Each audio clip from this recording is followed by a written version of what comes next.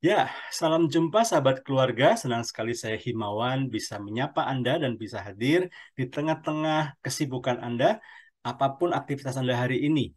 Apakah Anda sedang bekerja, Anda bekerja di rumah, atau Anda bekerja di kantor, atau apapun profesi Anda saat ini.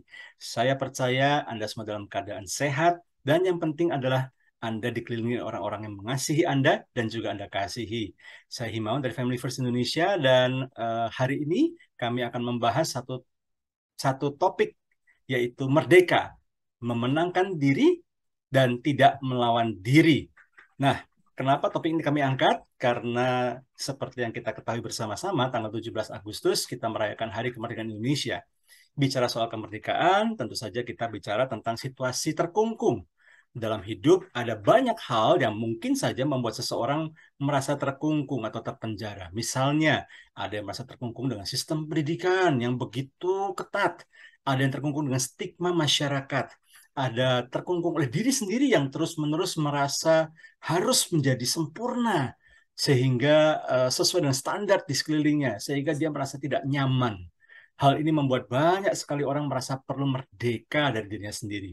Seakan-akan ada peperangan dalam dirinya sendiri. Apakah memang merdeka ini situasi-situasi untuk menenangkan diri, atau untuk merdeka ini seseorang harus melawan dirinya sendiri? Sudah hadir untuk ngobrol-ngobrol dengan saya, Ibu Yohana Elizabeth. Beliau seorang pemerhati masalah pendidikan, penulis buku, dan juga host talk show radio yang luar biasa. Salam jumpa, Ibu Yohana. Selamat sore, pagi, siang, sore semuanya ya. Kita gabung ke Indonesia ya. Jadi nanti yang mendengarin di tempat lain lagi situasinya sore ya selamat sore gitu. Karena kan jamnya Ya, berbeda-beda ya Pak ya. benar, Terima benar, kasih Bu Yohana. untuk waktunya dan kepercayaan yang diberikan untuk bersama-sama kita ngobrol tentang apa itu kemerdekaan dalam tahun bulan Agustus tentunya dasi merayakan kemerdekaan Republik Indonesia. Terima kasih Wow. ya. Kami juga mengucapkan terima kasih untuk Bu Yohana yang di tengah-tengah kesibukannya. Ini sahabat keluarga, untuk bisa ngobrol-ngobrol dengan Bu Yohana ini tidak mudah ya. Kami harus menghubungi beliau jauh-jauh hari, dan kami bersyukur Bu Yohana mau meluangkan waktu untuk bisa berbagi ya, dan bisa menginspirasi sahabat keluarga di mana Anda semua berada. Nah, Bu Yohana, langsung saja nih, bicara soal kemerdekaan. Apa sih sebetulnya makna kemerdekaan diri menurut Bu Yohana? Apakah orang yang merdeka itu berarti seorang yang bebas untuk melakukan apa yang dia mau, Bu Yana? Oke, kalau kita berbicara kemerdekaan, kata dasarnya adalah merdeka. Ya, di mana sebetulnya kata merdeka itu dalam bahasa Sanskerta artinya itu kayak sejahtera, kuat. Ya, jadi memang bermakna memiliki kekuatan. I Sementara kalau di see. bahasa Melayu di Indonesia kan gitu ya, dibilang bebas atau tidak bergantung. Jadi bisa berdiri sendiri.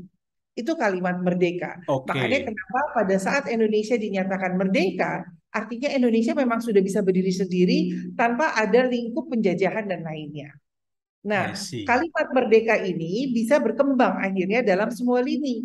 Seperti tadi disampaikan di awal. Kita terpupuk dengan dengan pendidikan, kita terpupuk dengan finansial.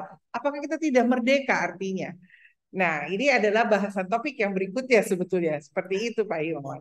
Oke, wow. Ini dari definisi saja sudah ada satu perbedaan yang sangat-sangat signifikan ya. Kalau bahasa aslinya, bahasa Sanskerta, bicara soal sejahtera, bicara soal kaya, bicara soal bahagia. Tapi ketika di Indonesia kan sepertinya agak sempit ya, Bu Yohana ya, saya rasa ya. Hanya sebatas Ya. bahwa tidak terkungkung, bahwa sebatas hanya tidak terpenjara. Nah, tapi kembali lagi Bu Yohana, apakah memang terhadap merdeka diri sendiri? Apakah itu berarti bahwa seseorang itu bebas melakukan semaunya gitu, Bu Yana? Gini, nah tadi kalau kita katakan ada kata-kata yang menjadi sempit harafiahnya, pengertiannya. Nah ini juga salah satu contoh. Kenapa kalau kita bilang kalau kita merdeka artinya bebas melakukan apapun. Mungkin kalau dikatakan bebas secara tadi kan dalam Mm-mm. bahasa Melayu atau Indonesia bermakna bebas atau tidak bergantung. Dia bisa berdiri sendiri. Tetapi dalam bahasa sesungguhnya Sanskerta kaya, sejahtera dan kuat. Kekuatan ini yang Oke, membuat seseorang menjadi tidak tergantung kepada hal sesuatu. Boleh nggak sih merdeka sesuai apa yang ingin kita maukan? Boleh-boleh aja, sah-sah aja. Tetapi balik lagi, kita ini hidup bukan di hutan. Kita ini hidup Ini dia. bukan sendiri di bumi, di Ya, mana ya, ya. tatanan bumi sendiri memiliki peraturan-peraturan yang dibentuk, siapapun itu yang membentuknya, dengan tujuan yang baik pastinya. Mhm. Tidak ada Exactly. peraturan-peraturan yang dibuat untuk mencelakakan, itu gak ada.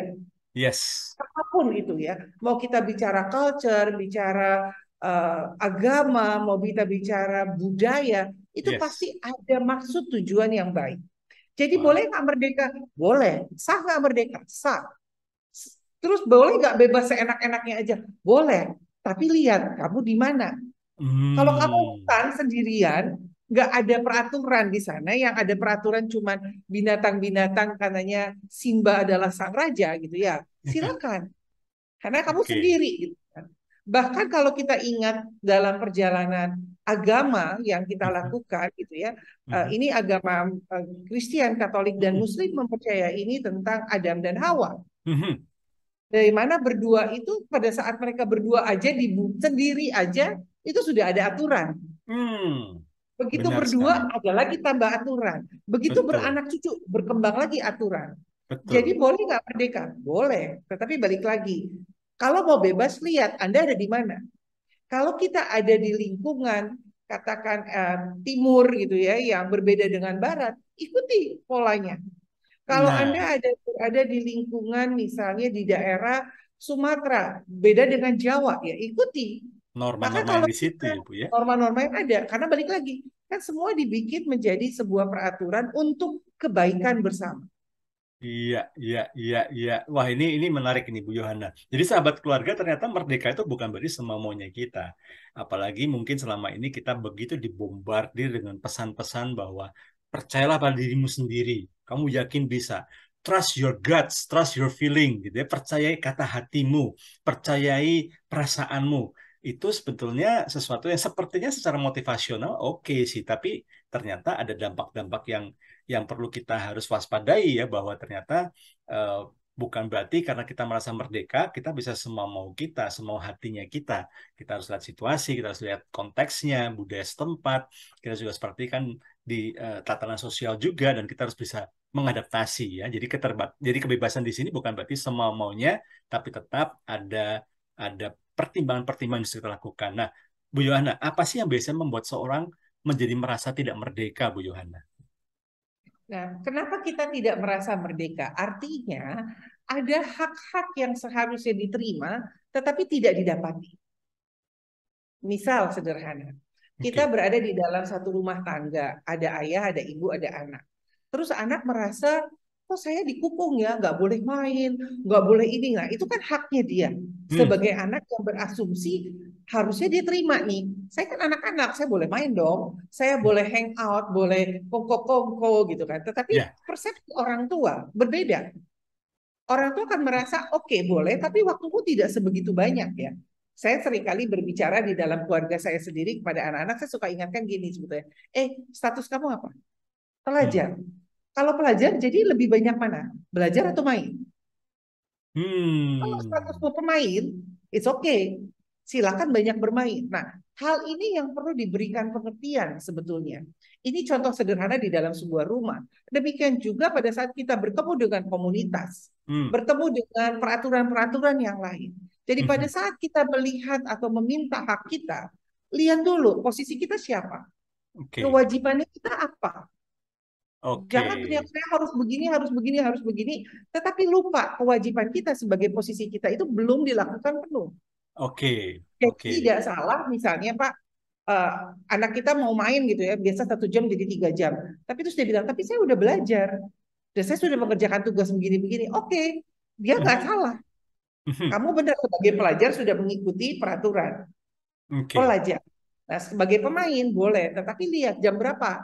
Oke, besok libur, oke lah 2 jam. Jadi di situ bargaining positionnya. Ini contoh Oke. sederhana ya Pak. Dan ini bisa Baik. berkembang dalam sebuah negara sekalipun.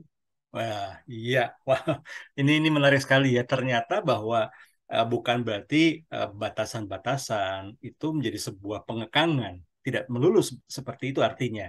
Artinya memang kita harus kembali dulu kayak seperti tadi Bu Yohana contohkan. Eh, mau belajar atau mau main? Oke. Kalau anak-anak pasti ya dibiarkan main pasti nomor satu ya. Apalagi selama sekolah online kemarin nggak perlu belajar katanya. Cukup asal menjaga komunikasi yang baik dengan teman-teman. Teamwork katanya selama sekolah online kemarin. Nah, nah kembali lagi Bu Yohana. Ternyata memang tidak mudah ya. Seseorang memang memaknai kemerdekaan dengan cara yang benar.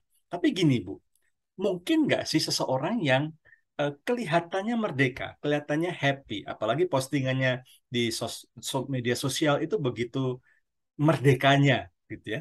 Tapi sebetulnya ternyata dirinya nggak merdeka. Mungkin nggak Bu hal seperti ini terjadi? Dan kalau misalnya terjadi, kenapa demikian Bu?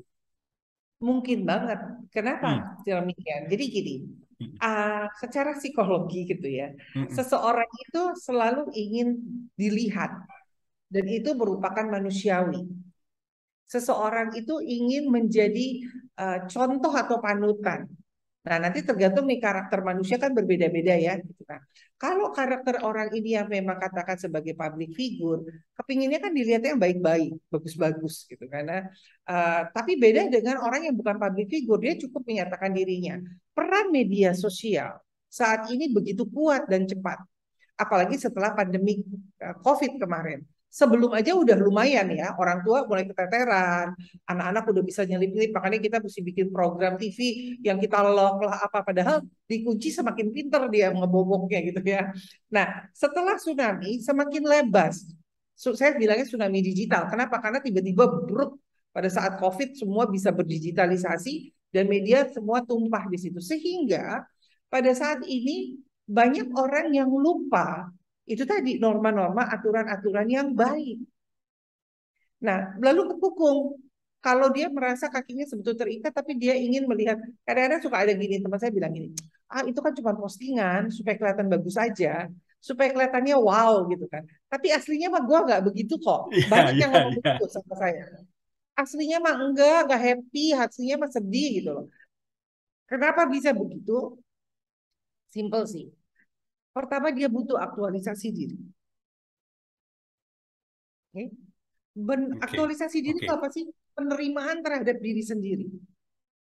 Caranya apa? Ya dengan media sosial tadi.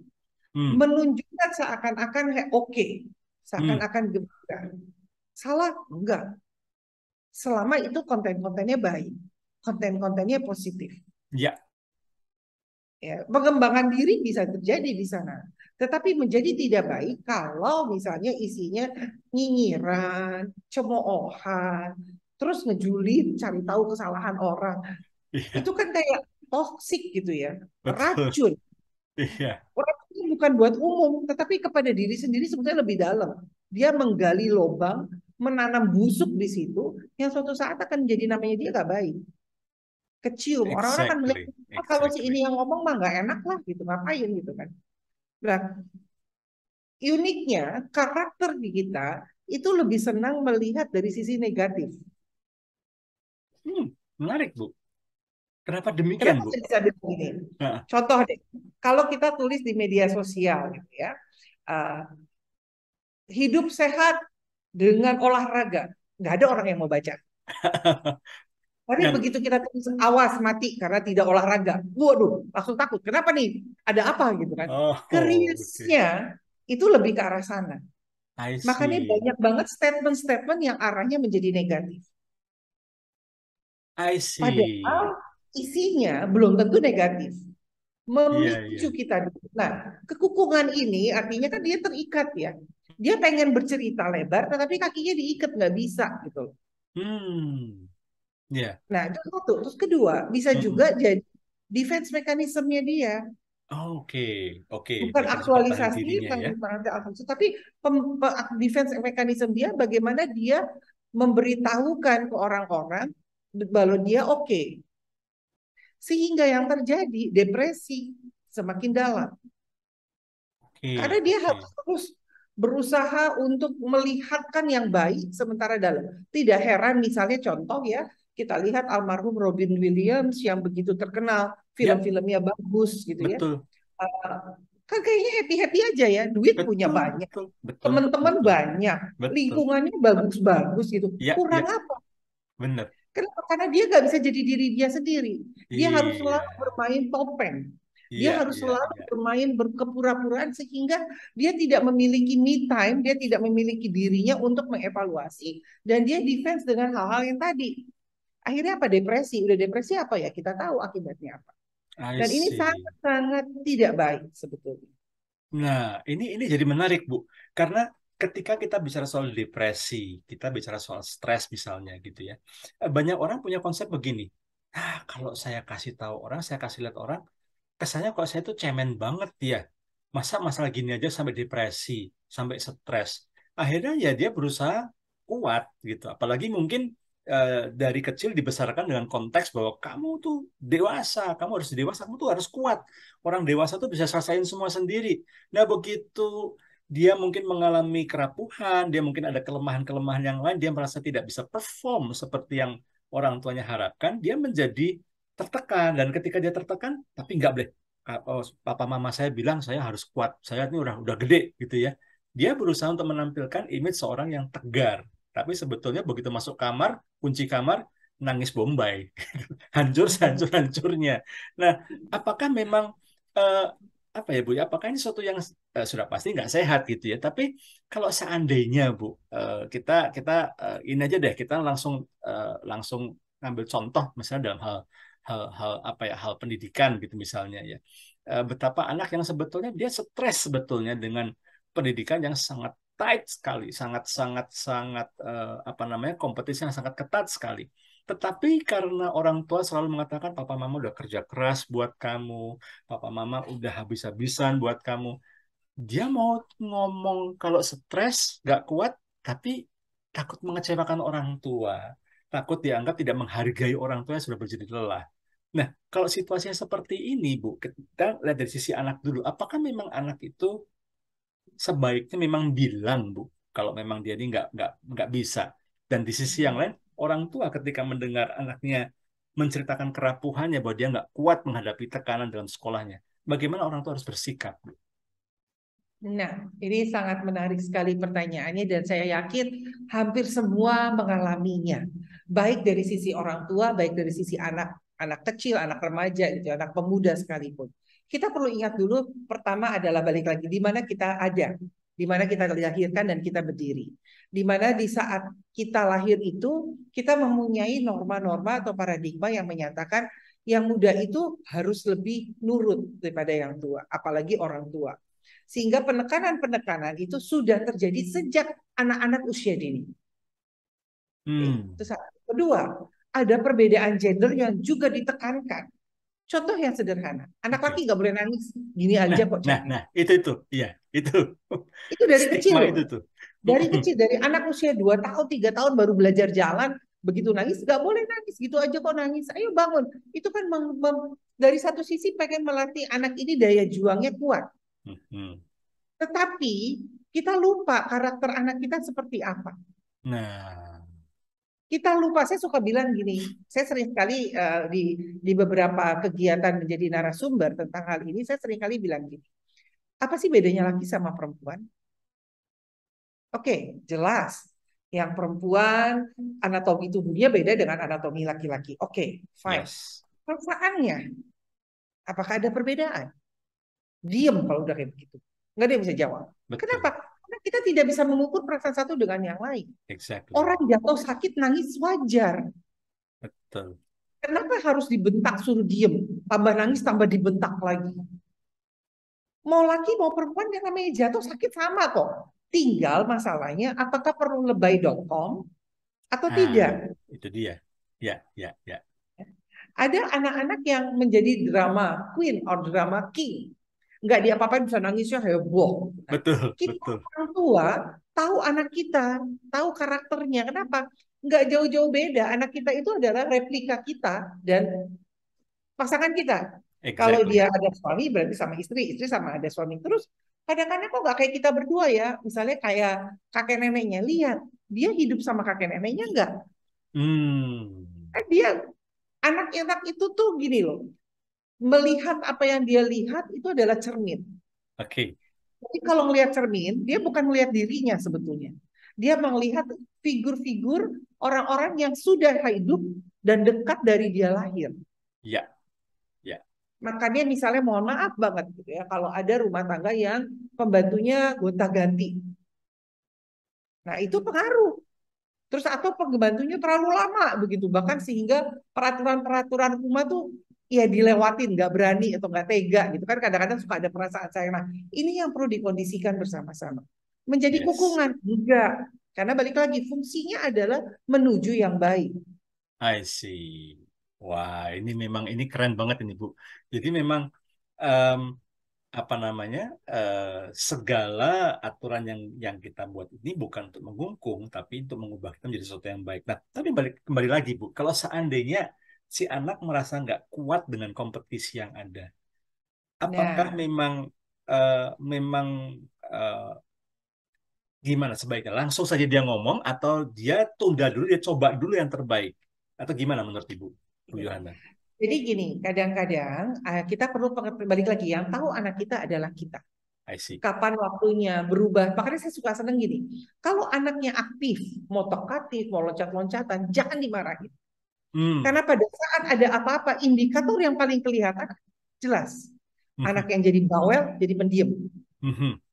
Anak yang loncat-loncatan jadi males loncat-loncatan, jadi duduk Oke. tenang. Oh, something happen. Ada sesuatu sama anak ini. Ini paling enak. Indikator yang paling gampang Hmm. dilihat. Mhm. Mhm. Orang tuh harusnya peka gitu. Kok tiba-tiba nih anak di meja makan diem ya? Padahal setiap hari ngoceh bisa cerita gitu. Betul, betul, betul. Nah, tetapi ada anak-anak yang emang nggak suka ngomong gitu loh, pendiam. Nah, nah, Ada anak yang katakanlah tertutup atau introvert. Nah, bagaimana sih mereka untuk balik lagi orang tua tahu kok lebih detail. Pasti oke. di antara mereka ada yang juga pendiam, maka si anak itu menjadi pendiam. Lalu bagaimana? Ini kuncinya adalah komunikasi. Hmm. Bagaimana komunikasi mulai diterapkan sejak dini sampai dia Yes, dewasa. Saya yes. suka bilang lagi nih seperti Tuturi Handayani yang kita kenal dari Ki Hajar Dewantara. Setuju. Ya. Gimana gini, pada saat anak-anak kecil baru lahir Mhm. sampai usia dulu Golden Age itu sampai 6 tahun, tapi saya Mhm. suka Mhm. bilang sekarang tuh nggak 6 tahun.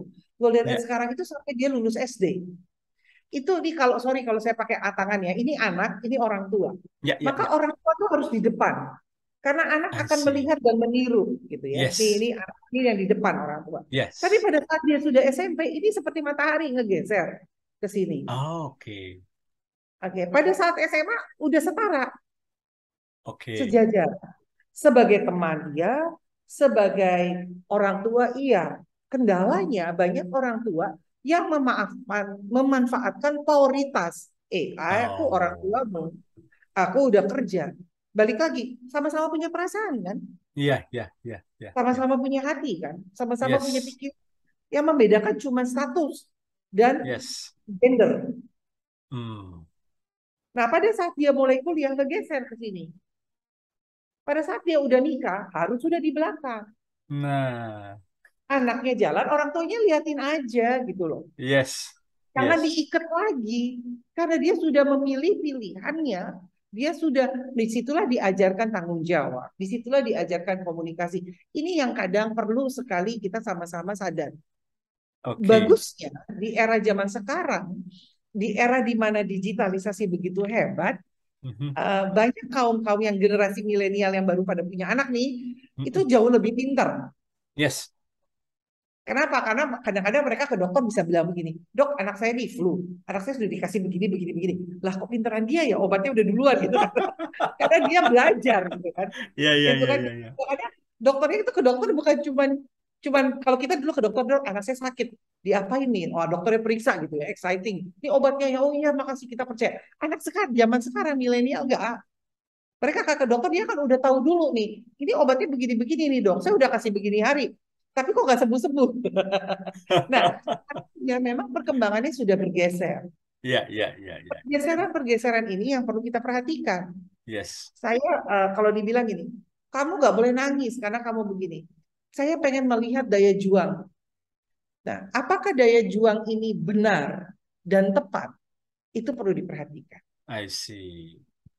Wow. Saya izin kasih satu contoh, Pak. Oke, ya, silakan Bu, silakan Bu.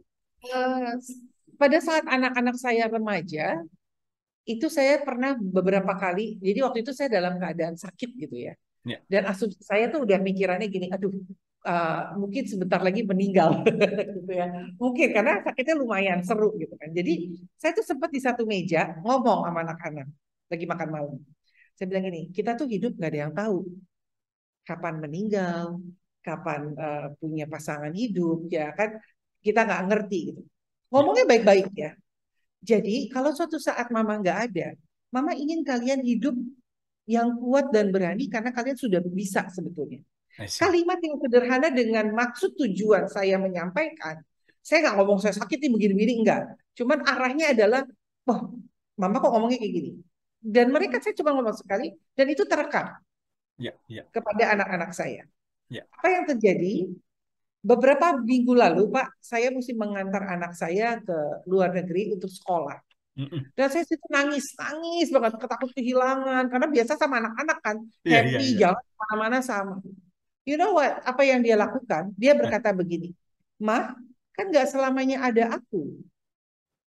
Jadi wow, mama harus kuat. wow, Dan wow. itu benar-benar pung gitu loh, pukulan. Sampai akhirnya saya nangis bukan karena saya takut kehilangan anak saya atau kebersamaan. Tetapi saya kayak ditampar. Karena saya sakit waktu dia ngomong seperti itu. No, I know mereka juga sakit saat itu. So, kita sebagai orang tua harus wisdom, harus Hmm. bijaksana. Saya suka berkali-kali mengatakan apa yang kita keluarkan itu adalah doa, apalagi seorang ibu. Yes. Itu doa. Jadi jangan pernah ngeluarin kalimat-kalimat negatif. Ya, ya, ya, ya. Itu contoh yang sederhana yang baru banget terjadi dan saya merasa feeling guilty. Ya, Lalu saya ya. sampai minta maaf ke anak saya. Maafin ya kalau saya pernah menyakiti kamu. That's what not I mean. Saya pengen kamu punya daya juang yang tinggi. Nah, apa artinya? Ada komunikasi yang salah, Hmm. tata bahasa yang tidak baik dan Ya, tepat. ya, ya, ya, ya, ya. Ya, jadi sahabat keluarga saya bisa menyimpulkan begini nih. Kadang-kadang saya yakin lah, bukan kadang-kadang ya, saya yakin semua orang tua yang baik tidak mau anaknya celaka. Semua orang tua pasti mau yang Betul. terbaik buat anak.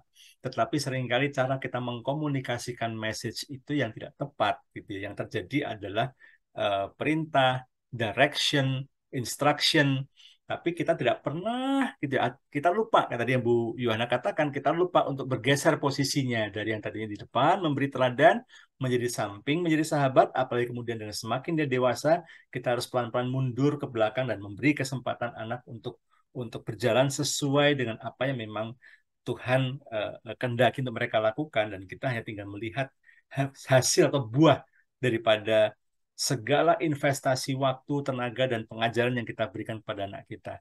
Karena saya juga bercanda sama teman-teman begini nih. Ini sebetulnya nggak siap ngelepas anak itu memang anaknya yang nggak siap atau jangan-jangan kitanya yang nggak siap ya.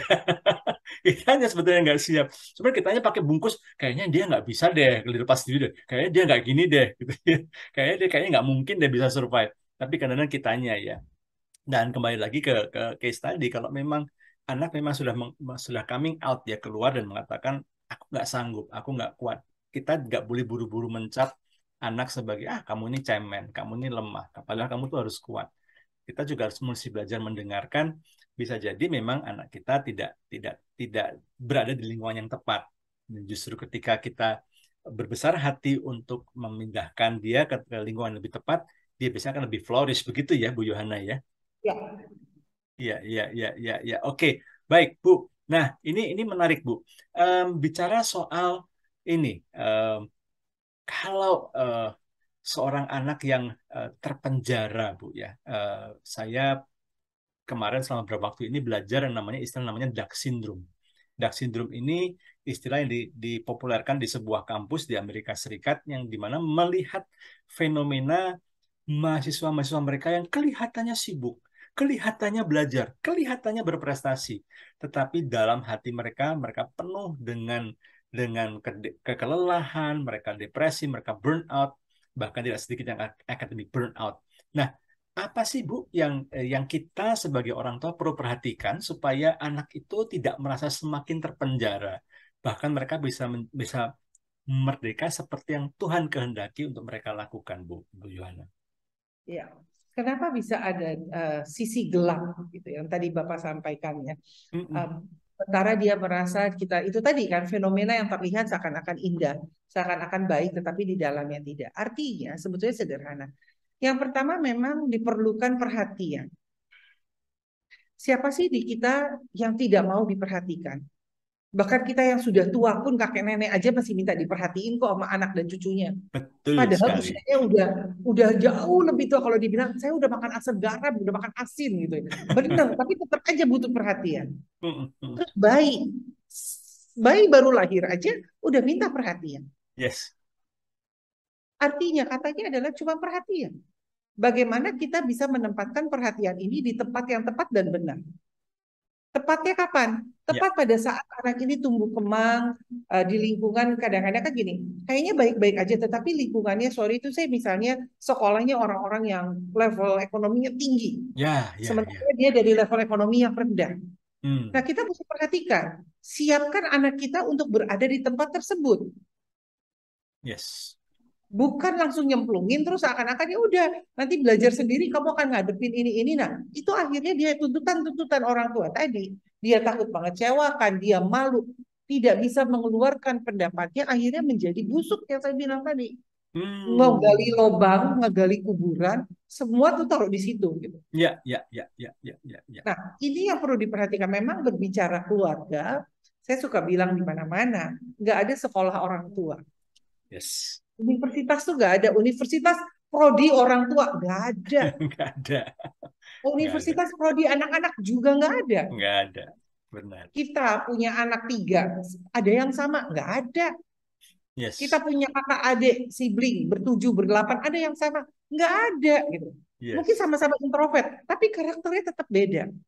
Itu ya keajaiban. Saya kadang-kadang suka bilang gini, aduh Tuhan itu luar biasa ya.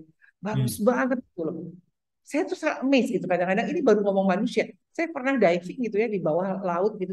Saya ngelihat begitu banyak ikan yang kategorinya sama aja beda gitu. Yes. Apalagi manusia yang diciptakan Tuhan unik, memiliki akal budi melebihi binatang dan tumbuhan. Lalu bagaimana untuk tidak burn out? Tadi perhatian. Yang kedua komunikasi. Mhm. Kalau udah perhatian tapi nggak dikomunikasikan juga percuma. Iya, Misalnya nih, betul. aku bangun tidur, beresin, kasih makan anak-anak, taruh aja begitu. Perhatian nggak? Perhatian. Ada komunikasi kalau taruh doang? Nggak ada. Anak-anak cuma merasa, ya itu tugasnya si mama. Saya tinggal makan. Dan dia akan merasa diperhatikan. Yes. Lalu Yes. misalnya anak ini lagi ada PR, lagi susah banget, diintip. Udah kerjain PR, lagi mah, ya udah titik. Perhatian. Ada komunikasi. Komunikasi singkat. Tidak ada Iya. komunikasi yang berkelanjutan. Misalnya masuk ke dalam duduk di sebelahnya, ngerjain PR apa, Dek? Ngerjain PR apa, Kak? Bisa. Oke. Hmm. Eh, Perhatian kan? Anak merasa padahal mungkin mungkin buat kita kayaknya ya ilah 1 menit doang loh. Iya, iya, iya, iya, iya. Iya, Ya, iya, itu yang iya. pertama, perhatian. Yang kedua, komunikasi. Yang Iya. ketiga apa? Berikan tempat untuk berkreasi. Ya, udah Menarik dikasih nih. waktu, Betul. dikasih perhatian, dikasih Mhm. komunikasi, terus tapi gak dikasih kesempatan. Berikan Hmm. tempatnya, berikan kesempatannya untuk dia belajar. Yes. Saya sering bilang juga gini, kalau jalan salah ya udah nggak apa-apa, nggak usah dimarahin, nggak usah ditegur kayak orang abis ngebunuh kucing, ngebunuh apa gitu, sampai wah emosi meletup-meletup gitu. Nggak Iya, perlu, iya, tapi iya, iya. coba ajak duduk. Kenapa bisa salah? Yuk evaluasi yuk. Kalau dia melakukan salah kedua, ketiga di tempat yang sama, baru kita perhatikan. What's wrong secara psikologi? Hmm. Di Iya. zaman sekarang, banyak sekali generasi di bawah milenial ini, Gen X, Y, Z ini, yang insecure. Ya, betul sekali, Bu. Benar. Padahal keluarganya happy-happy, Mhm. kecukupan gitu ya, Yes. terus bisa bisa menikmati hidup yang for us is enak banget di zaman saya kecil boro-boro gitu kita. Tapi mereka insecure. Kenapa? Karena itu tadi nggak ada perhatian, nggak ada komunikasi, dan tidak ada kesempatan untuk mengembangkan dirinya. Tidak dikasih Yes. wadah dan tempat. Wadah dan tempatnya di mana? Bisa di rumah, bisa di luar, di komunitas, bisa di sekolah. Iya, iya, iya. Wow. ini tiga kunci yang sangat penting nih, sahabat keluarga ya, supaya anak tidak merasa terpenjara, tidak merasa terkungkung. Pastikan yang pertama ada perhatian, perhatian yang tulus ya. Kalau tadi Bu Ya, Yana berikan contoh, buka pintu kamarnya, udah belajar belum? Udah. Itu perhatian sih, tapi fungsinya tidak menunjukkan fungsi sebagai orang tua, tapi sebagai mandor. Udah dikerjain belum? Gitu ya. saya Atau suka sebagai ngomong wajar. atau pengawas ujian gitu ya, ngedewasin gitu, kok tiduran gitu ya. Nah, tapi perhatian yang tulus. Kemudian yang kedua, komunikasinya bukan hanya sekedar berbahasa basi, tapi komunikasi benar-benar dari hati yang terdalam. Dan mau duduk sebentar gitu ya, mau duduk sebentar paling 1-2 menit, tapi 1-2 menit ini sangat berarti buat anak karena kita mau berhenti sebentar, ada di sampingnya, dan memang benar-benar fokus untuk menanyakan perkembangannya dengan tulus. Dan kemudian ketiga, beri kesempatan ya. Tidak sedikit orang tua yang begitu apa ya, cemas anaknya membuat salah, tapi kemudian karena kecemasannya ini dituangkan dalam bentuk kontrol yang berlebihan ya, sehingga muncul istilah helikopter parenting, atau sekarang bukan Iya. helikopter lagi, drone parenting ya. Drone diawasin bener-bener gitu ya. 24 jam nggak pernah mati tuh ini drone-nya gitu ya. Nah, ini tiga kebiasaan yang saya yakin sahabat keluarga kita perlu renungkan dan kita perlu lakukan untuk kalau kita tidak mau melihat anak kita terpenjara atau terkungkung lagi. Nah, Bu, bicara soal em, bagaimana seseorang yang kita balik lagi Bu ya, bagaimana seorang yang merasa dirinya terpenjara, bagaimana cara seorang berjuang bagi dirinya sendiri sehingga sehingga dia bisa menang menghadapi sebuah situasi, Bu. Apa yang perlu dilakukan, Bu, untuk dia bisa mengatasi atau bisa mengelola situasi yang dihadapi, Bu? Nah, ini menarik sekali. Bagaimana caranya? Sebetulnya simpel. Pertama adalah mengerti kenapa itu terjadi. Menerima kenapa itu juga terjadi. Dan yang Oke. terakhir adalah menghadapinya. Jadi sudah Ah, mengerti, menerima, dan menghadapi. 3M tuh ya. iya, iya, Jadi mengerti, jangan menerima, menghadapi. Ya, ya. Jangan gini, pada saat kita ada masalah, terus kita merasa, aduh hidupku sudah berakhir, berat sekali. Gitu kan. Terus orang bilang, ingat Tuhan bilang tidak akan kasih masalah melebihi batas kemampuanmu. Tapi saya susah gitu loh. Mhm, Nah, mhm. artinya kan dia nggak ngerti gitu loh. Kenapa Yes. itu diizinkan terjadi? Tuhan izinin loh, Sang Ilahi mengizinkan loh adanya Ya, tsunami, ya. mengizinkan adanya COVID. Tapi kita ngerti nggak Yes. kenapa itu mesti terjadi? Kalau sudah ngerti, terima. Jangan Iya. berontak. Begitu tahu Yes. udah COVID terus kita berontak. Wah, aku gak suka. Pokoknya aku mau lawan. Yang ada mati konyol. Yes. True. Terus mati konyol banget gitu kan. Betul, Kita udah betul, kalau ngeliat betul. orang yang kayak begitu, lu sih cari gara-gara gitu kan. Istilahnya begitu ya. Nah, artinya pada saat kita mengerti, menerima, dan kita mengikuti protokoler Ya, yang harus terjadi dari ya, permasalahan tersebut. iya, Sehingga kita bisa menghadapinya. iya, iya, Karena ya. saya sering bilang juga seperti ini. Ingat nggak sih di dalam kehidupan kita, pernah nggak kita ingat kapan pertama kali kita lari? Ya. Kapan pertama kali kita bisa jalan? Nggak ada yang ingat. Mm-mm. Kecuali orang tuanya kasih catatan. Itu pun saya yakin orang tuanya juga lupa kalau nggak diingetin. Iya, Ya iya, kan? iya, iya. Tapi Sangat, buktinya apa? Sekarang kita bisa lari, bisa main tenis, bisa main badminton, ya, bisa ya. kejar-kejaran gitu ya sama binatang peliharaan kita. Kita lupa kan dulu kita pernah jatuh-jatuh berapa ribu kali kita jatuh. Yes. Berapa ribu kali kita nangis karena sakit, kejetuk gitu loh. Iya, iya. Kok bisa sih sekarang lari?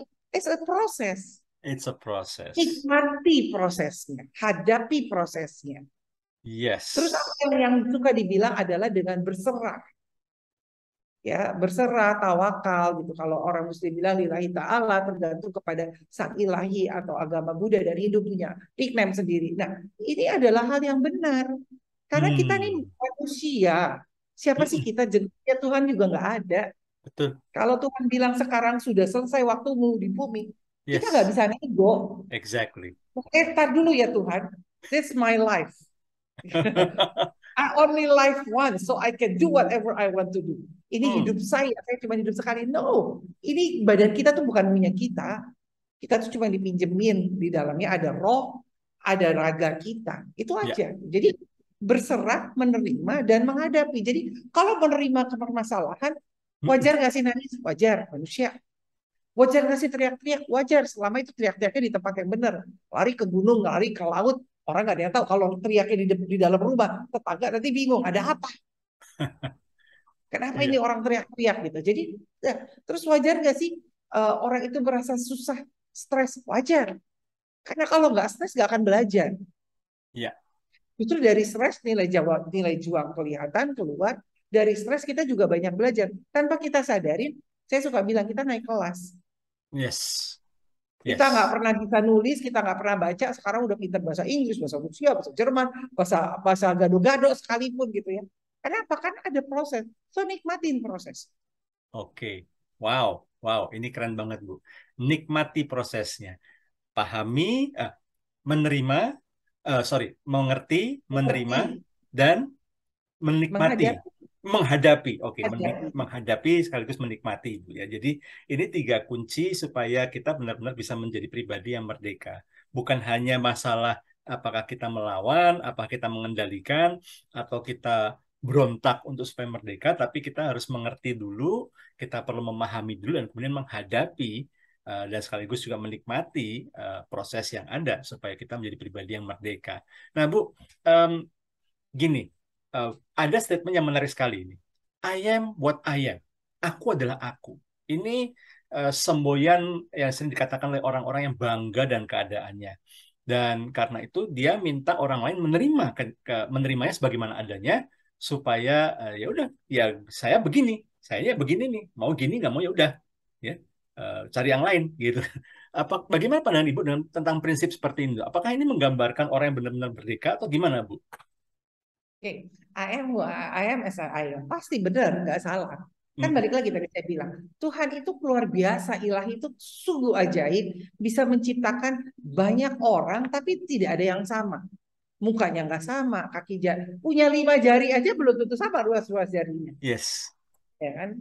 Nah, ini keunikan. Jadi saya benar dalam konsep apa?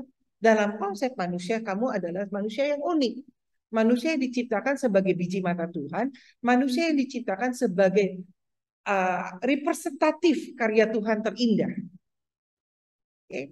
Tetapi pada saat kamu bersosialisasi, lalu kamu akan mengatakan saya adalah saya, kamu mau ikut boleh gak ya udah. Lama-lama kamu akan tinggal di hutan sendirian. Karena bersosialisasi itu apa sih? Ya interaksi. Interaksi apa? Dari kecil, cuma berdua dulu. Berdua aja nih nggak bisa tuh AMSAM. Katakanlah gini, kan suka dibilang gini, kalau yang sudah jadi dua dijadikan satu tidak akan boleh dipisahkan. Yang dua dijadikan satu itu apanya? Ikatannya. Tetapi manusianya tetap dua. Yang disatukan siapa? Landasan dasar, misalnya kita ngomong pernikahan, ya pernikahannya. Kalau kita ngomong landasan dasar kakak beradik, ya kakak beradiknya. Mereka satu darah, satu daging. Tetapi kan beda tetap. Ini baru dua sosialisasinya. Artinya harus ada interaksi, komunikasi, memahami, menerima. Nah, lalu bagaimana dengan yang besar? Dari dua ada kakek nenek, oma opa, papa mama, terus ada mbak, ada suster, even ada binatang sekalipun di dalamnya. Binatang aja bisa belajar kok. Masa kita manusia yang lebih dari akal budi binatang, kita nggak mau belajar, kita mau egois. Hati-hati loh, binatang tuh pintar loh. Binatang yang nggak ada akal budi dilatih secara konsisten, dia bisa mengikuti apa keinginan majikannya. Kita yang kita punya freedom, kebebasan untuk menentukan masa depan kita, jalan kita seperti apa, itu kebebasan. Tetapi apakah kita mau terjerumus untuk hal-hal yang tidak baik? Balik lagi kepada diri kita. Selama kita dari kandungan sekalipun, kalau kita sudah dapat ilmu-ilmu yang siraman rohani, siraman psikologi yang positif, maka pada saat bayi itu bertumbuh di dalam janin, sampai dia besar itu udah jadi fondasi yang kuat.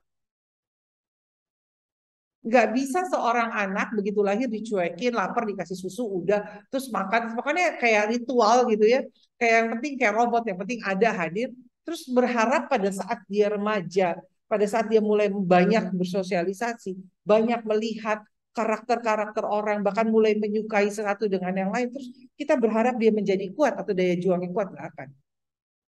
Karena itu makanya dibilang golden age. Kalau pondasi gini, saya menarik sekali gitu ya. Kemarin ini saya mendengarkan salah satu pembicara di dalam rumah ibadah saya dikatakan gini, bijinya sama satu, bijinya sama satu, tetapi proses pertumbuhan bijinya ini yang berbeda. Apakah tanahnya baik? Apakah airnya cukup, mataharinya cukup, apakah ada batu kerikil, udah keluar dari netes biji itu jadi tunas. Itu prosesnya beda lagi hingga sampai itu pohon menjadi tua, bahkan harus ditebang. So, kita juga begitu. AM ya benar. Kamu adalah kamu, nggak bisa disamakan. Nggak akan ada yang sama. Seorang Yohana tidak akan sama dengan seorang Pak Himawan. Seorang Pak Himawan tidak akan sama dengan istri Pak Himawan gitu kan. Tetapi prosesnya ini yang perlu kita perlihatkan. Bagaimana kita mau mendapatkan pupuk yang baik, sinar matahari yang cukup, air yang cukup, sehingga bertumbuh dengan baik. Apa sih pupuk yang baik? Lingkungan di mana kita hidup. Tanah kita berpijak, itu pupuk. Culture, budaya, agama, itu pupuk. Terus matahari, matahari itu apa sih? Ya pada saat kita memang harus dibakar gitu ya. Ada proses. Nggak enak loh kalau kena matahari panas. Tapi kenapa tetap perlu? Karena itu proses kayak kita kok butuh vitamin C gitu loh. Kalau lagi sakit batuk pilek, kenapa kita mesti diajar vitamin C? There's a proses gitu loh. Nah, matahari juga seperti itu. Karena kita akan menjadi kuat, menjadi lebih paham dan berbuah pada saat memang cukup. Kalau kebanyakan apa? Mati. Kalau kurang, mati. Cukupnya siapa? Cukup A, cukup B, cukup C, beda. Nggak bisa dipukul rata. Oke, matahari jam 8 sampai jam 10 harus dibakar ya. Enggak. Beda tanaman, beda-beda kebutuhan. Ada yang tanaman yang tidak bisa kena matahari sekalipun. Nah, itulah manusia. Jadi kalau dikatakan AM, benar dan boleh dan sah.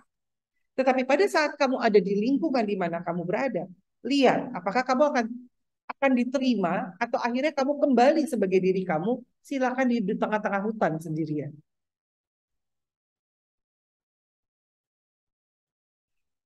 Iya, wow, sahabat keluarga, ini memang apa yang Bu Yohana katakan ini kalau saya dengar dari itu daging semua ya, daging semua. Ini benar-benar merevolusi, merubah konsep. Kami berharap ya, setiap sahabat keluarga yang mendengarkan bisa terinspirasi, bisa dibukakan ya, bahwa ternyata merdeka itu bukan berarti kita bisa semau-maunya. Merdeka bukan hanya sekedar kita bisa menerima diri kita, lalu kemudian kita paksa orang lain juga ngertiin kita memang saya ini terlahir seperti ini gitu. Tapi kita juga mesti belajar gitu ya, memahami, mengerti bahwa kita berada dalam sebuah komunitas, komunitas ada aturannya. Kita pun sebebas-bebasnya kita tetap harus mengikuti aturan yang berlaku. Kita harus mentaati aturan yang berlaku karena semua aturan yang diberlakukan itu sebetulnya baik juga buat kita. Karena itu bisa mengasah kita, memproses kita, sehingga kita menjadi pribadi yang lebih baik. Bu Yohana, kalau ngobrol sama Bu Yohana, kayaknya 50 menit, 1 jam nggak cukup deh. Kayaknya kita bisa sampai malam. Gitu ya. Saya berharap nanti akan ada seri-seri berikutnya, dan Bu Yohana mau meluangkan Dengan waktu senang kembali untuk hati, ngobrol dengan kita, Bu dengan Yohana senang ya. hati. Iya, Bu Yohana, tapi sebelum kita mengakhiri sesi kita kali ini, ada nggak closing statement dari Bu Yohana untuk sahabat keluarga semuanya? Silahkan, Bu Yohana. Terima kasih. Sesimpel aja sebetulnya. Merdekalah untuk hal-hal yang positif, karena pada saat kita melakukan hal yang positif secara merdeka, maka anak cucu kita akan melihat dan akan menjadi calon bibit penerus yang merdeka dengan positif juga. Wow, that's it. Wow, saya udah siap-siap mau nyatet panjang kayaknya gitu ya. Tapi itu, that's so powerful. Merdekalah untuk hal-hal yang positif. Karena ketika kita melakukan hal-hal yang positif, anak cucu kita juga akan melihat dan akan terinspirasi dan akan melakukan hal positif ini. Dan saya mau menggarisbawahi kembali apa yang tadi Bu Yohana katakan gitu ya. Saya jadi teringat dengan ungkapan yang mengatakan begini. Anak zaman sekarang itu banyak belajar dari apa yang mereka lihat, tidak hanya dari mereka dengar. Jadi, mari sahabat keluarga, kita memaknai kemerdekaan ini dengan arti yang benar. Memang kita harus menerima ya bahwa kita punya kerapuhan. Benar, kita mungkin ada waktu-waktu kita merasa terkungkung. Tetapi kita juga harus dengan bijak ya melihat bahwa pembatasan atau aturan yang ada itu bukan untuk mengungkung kita, tapi untuk merapikan kita, untuk memperbaiki kita. Kita harus mengerti dulu proses yang Tuhan izinkan terjadi dalam kehidupan kita. Kita harus memahami itu, kita harus menikmati itu, dan kita harus menjalaninya dengan menghadapinya dengan semangat ya bahwa meskipun saat ini mungkin ada di antara sahabat keluarga yang sedang diproses dan sedemikian rupa, meskipun saat ini ada di antara sahabat keluarga yang sedang merasa nggak leluasa sedemikian rupa, tapi sebelum Anda memberontak, sebelum Anda protes, lebih baik Anda mengerti lebih dulu, Anda kemudian menerima lebih dulu, dan kemudian menghadapi dan menjalaninya dengan penuh sukacita. Dan jangan lupa, di atas segala-galanya ada Tuhan kita yang Maha Kuasa yang akan terus menuntun kita, melindungi kita, dan juga menuntun kita, menjauhkan kita dari hal-hal yang tidak diinginkan. Itu kenapa kita juga perlu namanya siraman rohani, kita perlu beribadah, dan kita harus tetap dekat dengan Tuhan. Bu Yohana, thank you so much untuk Terima kasih inspirasi-inspirasinya, banyak. untuk pengajaran-pengajaran insight-nya yang sungguh luar biasa. Saya yakin sahabat keluarga dicerahkan hari ini, dan sampai ketemu di bincang-bincang berikutnya. Untuk sahabat keluarga, tetap semangat, jaga kesehatan, Tuhan memberkati.